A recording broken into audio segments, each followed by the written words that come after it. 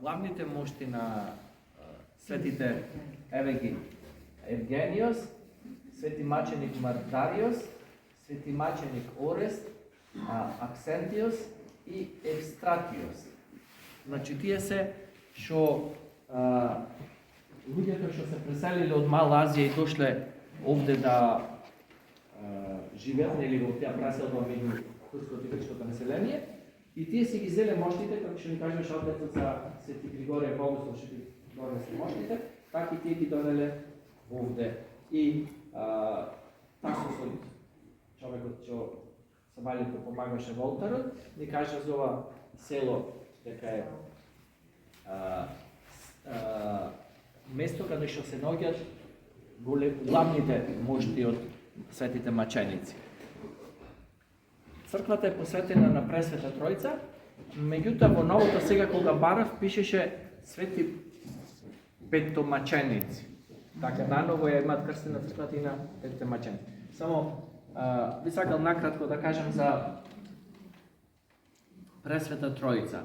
Скоро насекаде ќе видите дека во големите лаври првата црква и храм што се гради е посветен на Пресвета Тројца. Нашата вера се темели на учењето дека веруваме во еден Бог во три лице, како што се крстиме во името на Отецот, Синот и Светиот Дух. И овде е баш таа цела композиција каде што таа представа на Пресвета Тројца е комплетна заедно со старозаветните праведници Авраам и Сара, бидејќи единствена представа што ја користиме во иконографијата е таа представа каде што се ова трите лица на нашите старозаветни праведници Авраам и Сара кога биле кај Давот Мамре во светата ветена земја. Го знаете тој момент или накратко еве да го кажам и за тој настан, бидејќи сите сме ние Авраамови чеда и Авраам е прататко на сите три монотеистички религии на јудаизмот, христијанството и на исламот. Имено се вели дека тој бил најдобриот, најкроткиот, најсмирениот човек и него му се открива Бог прв пат и повикува некој да верува во едниот вистински Бог. Тој е старозаветниот праведник патриарх Аврам и му вели излези од домот на татко ти, од Ур Халдески, тоа е негде да речам Персија, и оттаму му вели дојди во местото што ќе дам во наследство, тоа е денешниот Израел, и ќе те умножам и примножам како песокта морска. И од тебе ќе се наречат сите народи. Значи, ти имаш деца, поколенија, потомци и како песокта морска. Тој имал жена, но немал деца. И Аврам му поверувал на Бога, се откажал од домот на татка си, нели, и напуштил таткото браќата, и тргнал, тие биле номади сточари со сопругата Сара, и го зеле со себе својот внук Лот, и нели, со стадата што ги имале, дошле со месеци патувале до ветената земја. И Аврам не се посомневал во милоста Божја, но годините како што оделе, тие се уште немале деци, сопругата Сара во еден момент му вели немаме деца, да ти ја дадам мојата слугика Агара и детето што ќе се роди јас ќе пречекам на скутот мој и тоа ќе биде како наше. И тој прифаќа и го добива својот прв син од робинката Агара, кој го добива името Исмаил. И ние после тоа во историјата знаеме дека од тој народ што потекнува од Исмаил се исмаилитите или агаријаните, а тоа се денешните муслимани. Од тие племиња кои што беа од тој син од робинката на Аврам, Исмаил, во тие племиња се појави исламот и преку нив се рашири исламот и затоа ние викаме агаријани или исмаилити. Но Бог му вели на Аврам, Аврам го повторува ветувањето дека не од робинката, туку ти ќе добиеш син од твојата венчана, законита жена Сара. И кога Аврам имал 100 години, тоа 99 години има, и тие живееле во шатори, со илјадници, слуги, овчари, говедари, нели, козари. И му се јавува трите лица на Пресвета Тројца, во вид на тројца патници, ангели, Отецот, Синот и Светиот Дух, и во близина поминуваат покрај шаторите на Аврам, за да ја проверат и испитат верата, љубовта и гостопримството. Аврам истрчал и ги поканил да дојдат во нивниот дом. Тие му викаат, имаме ние обврски, не можеме, но тој упорен, настојчив, и тогаш му вели, дојдете барем на чаша вода, и кога тие доаѓаат кај него, тој не само што нели води грижа за нивното, нели вода чаша да му дај како што вели, но му ги мие и нозете, иако има други луѓе слуги што може тоа да го направат, и самиот му служи. Потоа на тројцата патници во старо време се велело, кога ќе ти дојде непознат човек дома, како да ти дошол Господ дома. Ме разбирате? И многу почит и респект и љубов имале кон патниците. И тогаш му вели Аврам на сопругата да месат, нели, погачи, колац и киф така натаму, а на еден од своите слуги говедари му вели, заколете новоено теле и спогодвете го за нашите гости, и тој лично му служи. И кога ќе се најдат гостите, еден од трите лица, дали Отецот, Синот или Светиот Дух, му вели на Аврам, Авраме, до година во ова време ти ќе имаш син. Така? И Сара во шаторот во себе се насмеала и се посомневала и рекла, кај се видело јас на 90 години да му родам и да му дојам деца на Аврам. Еден од тројцата патници му вели, Сара, зошто се насмеа, зошто се посомнева во срцето свое? Та се уплашила, рекла, не се насмеа, не се посомнева. Не, туку се посомнева. И тогаш Аврам и Сара видеа дека овие не се обични патници, не се обични луѓе, и сватија дека зборовите Божи се вистински, и на вистина по една година Бог ги благослови, нив му се раѓа синот Исак. Потоа, кога ги спраќа Аврам, знаете, до планината, ги спраќа пред да заминат, тие му велат, Аврам е најдобриот човек на планетата Земја, е наш род, со душа, со срце. Не можеме да не му кажеме каде одиме. И му откриват на Аврам и на Аврам дека одат за градот Содом и Гомор, каде што слушнале дека се случува големо зло. Тоест, сите знаете Содом и Гоморија, тоест најгнасни нешта пред лицето Божјо денес е да одиме по бајачи, по вражачи, по гледачи. Тоа е нешто најгнасно, се рачуна како духовна прељуба. И второ, најгнасно што е во Библијата кажано, е кога имаме сега на големо пропагирање од Запад, таа LGB пропаганда за нели права и можности да одат мажи со мажи, жени со жени. Но во Библијата строго и јасно кажано како нешто страшно, и Бог оди да ги уништи тие два града. Но Аврам има слобода пред Бога и му вели, Господи, па таму може да има и добри, праведни луѓе. Ако најдеш 50 праведници, дали ќе ги уништиш? И Бог му вели, ако најдам 50, нема. Господи, прости, ако најдеш 40. Аврам слобода се ценка со Господ. Ами ако најдеш 30, Господ вика, ако најдам 30, нема. И тогаш Аврам паѓа након вика, Господи, ами ако најдеш 20. И Бог му вели, не 20, само 10 ако најдам, и нема да ги уништам. Но кога оди таму, го наоѓа само праведниот Лот, кој што тој ги кани во својот дом. Тој е внукот на Аврам. И доаѓат тие нечисти луѓе во домот на Лот и му велат, извади ги надвор твоите гости за да ги познаеме. И тогаш тој вели, каква љубов, вика, земете ги ќерките мои, жената моја, мене, правете со она што сакате, но не се допирете до моите гости. Тие му велат, ти си дојденец овде, ти ќе ни кажеш ние што да правиме. Замислете Лот, каква душа имал го принесва семејството, само гостите да не бидат повредени. И тогаш еден од трите патници само ги осенува, сите луѓе тие ослепуваат и му вели, сега видовме дека овој народ на вистина тргнал по страшни, лоши, гнасни работи, земај го семејството и бегајте од и ние ќе го ништиме ова место. Кажи му на твоите зетови што планираш да ги имаш за керките, тој му кажа на две момчина, тие не веруваат дека нешто може да се случи со градот биде уништен, и само што заминале Лот, неговата жена и двете керки, од небото Бог испраќа, се вели оган и сулфур, огнени пламени јазици, земјата се превртува, се отвара како земјотрес и двата града ги снемва изгорени и потопени. На дното на мртвото море денес се откриени остатоци од камени градби, од археолошки наоди на стари градби од тоа место. Се потврдува дека тука биле тие старозаветни градови кои биле уништени. Земјата одоколу, ридовите местото, сето е голо и ден денес нема живот.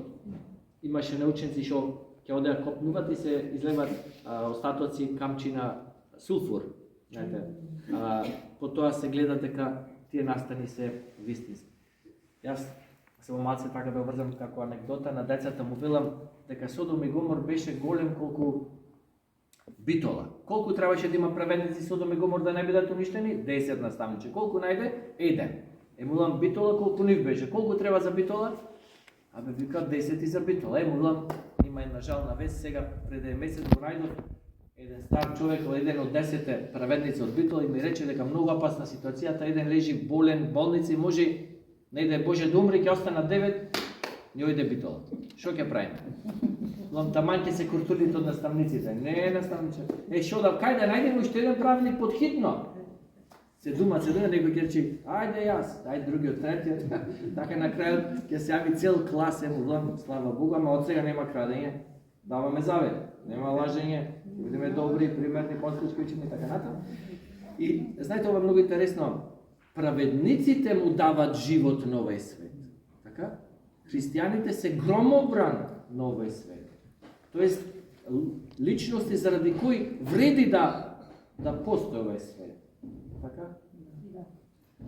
Тие, како вели Христос, вие сте солта на светот.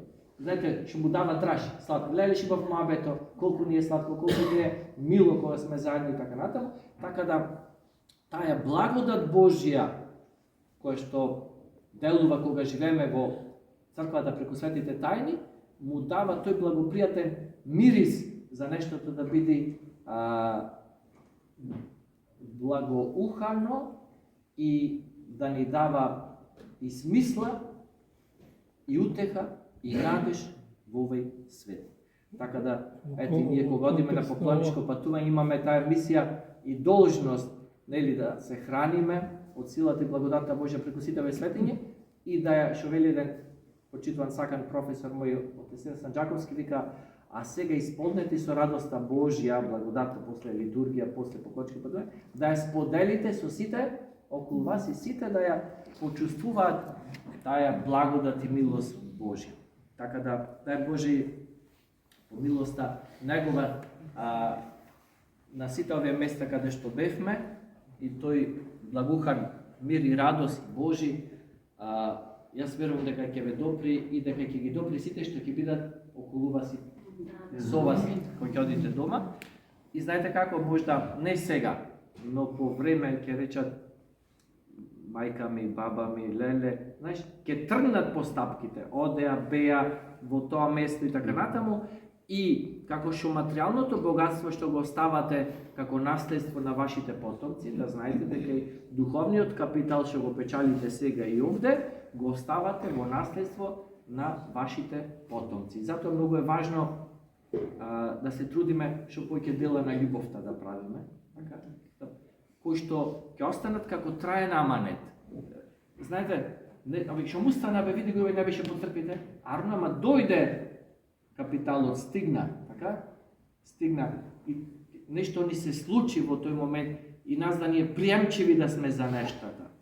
Така да, во старо време, луѓето чорбаджи, богати луѓе, знаете, вика, не знам што син ќе имам, не знам каков кој ќе порасне, кој ќе биде син ми, внук ми, правнук ми, да му оставам капитал имам за 10 генерации. Еден недомаќин да се погоди, ојде се. И што правеле? Му го давале на Бога, за Бог да му дава ум и разум на генерации после него. Како правеле? Како на Бога го давале? Божјото се дели преку благословот на ближните. И граделе, да речем, во селото нема чешма, треба да име во кладенецот 3 километри, треба да се пешачиме, така?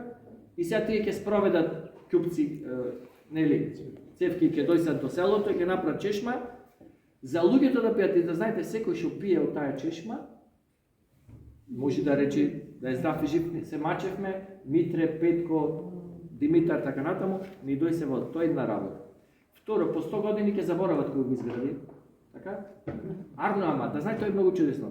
Секој што ќе се напие и да не речи, така? Заради добрината што ја прима, невидливо трансфер се прави. Благодатен трансфер на тој што тоа го направил.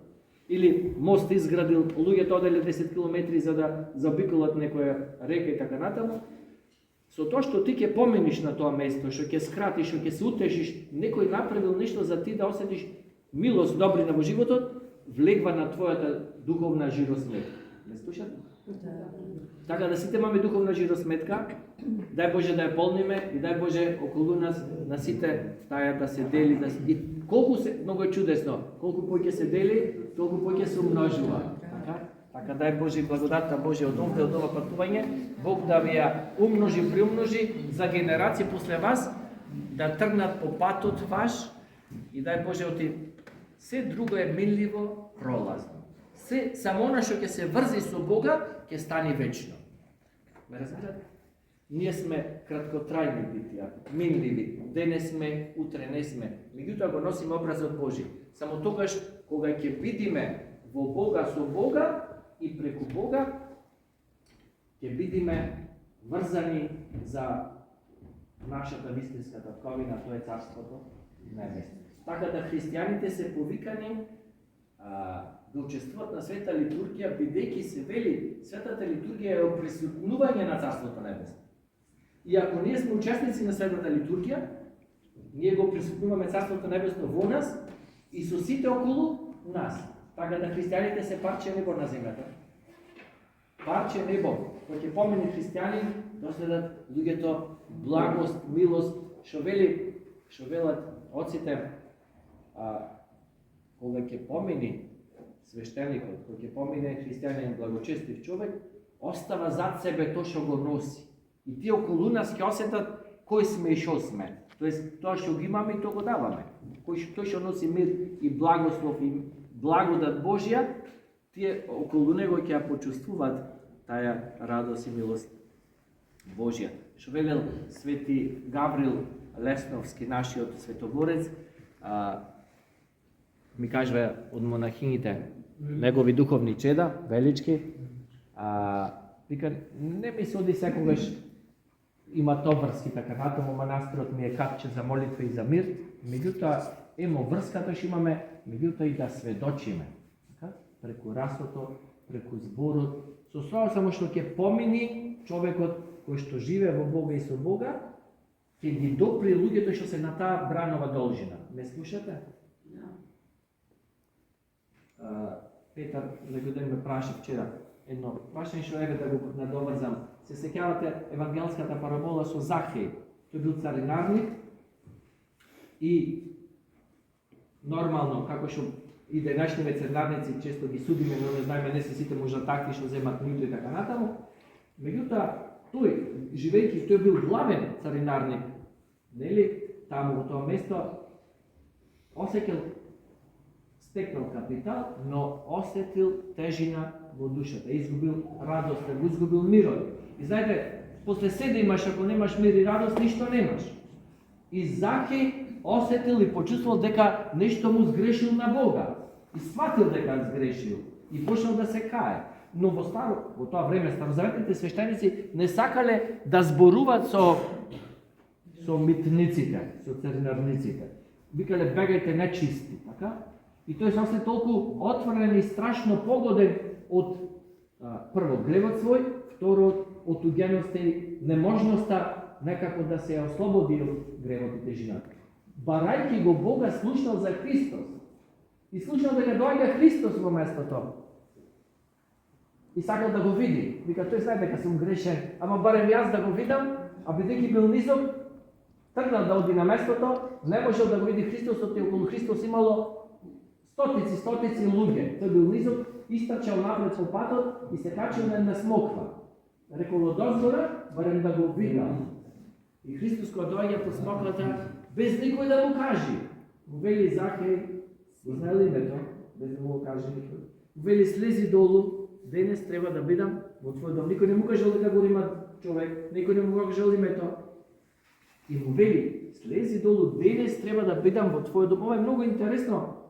Зошто Господ му вели на Захеј, кој што е грешник, а него веќе може 100-200 луѓе го поканиле во својот дом, бидејќи секој сака добар човек да ти влези в дома за благослов. И тоа го наоѓа грешен. А како вели Христос на друго место, јас не дојдов за праведниците, туку за грешниците. И Захеј толку е радосен, прерадосен, што не само Христос апостол ги кани, сите, цело сите да дојдат во неговиот дом. И сите тие седнуваат, Захеј лично ги служи на масата, нашиот Спасител Господ Исус Христос и апостолите, и за време на трпезата Захеј доприн од милоста и љубовта Христова му вели: Господи, половината од мојот имот ќе го дадам на сиромасите, и ако некому нешто неправилно сум зел, не 2 пати, не 3 пати, 4-кратно ќе му вратам, 4-кратно ќе вратам. Тој имал големо покаяние. И тогаш Христос му вели: Захеј, денес дојде спасението во твојот дом. Јас на децата му велам: зошто ојде кај Захеј Господ? Тоти не ојде кај некој други. Оти Христос беше осуден. Ојде кај грешници. Тој не ги знае луѓето какви се, шобара. Значи, многу е важно. Зошто ојде кај Захеј? Најголемо покаяние од сите во местото имал Захеј. Јас молам на децата, кога се качвате на круша таму, на јаболко, на праска цреча, кој ги кините? Тие што се најзрели, ме слушате? Захеј бил најзрел за спасение, бидејќи најмногу се каел. Тоа е многу интересно. Тој што најмногу се кае, тој најмногу го бара Бога.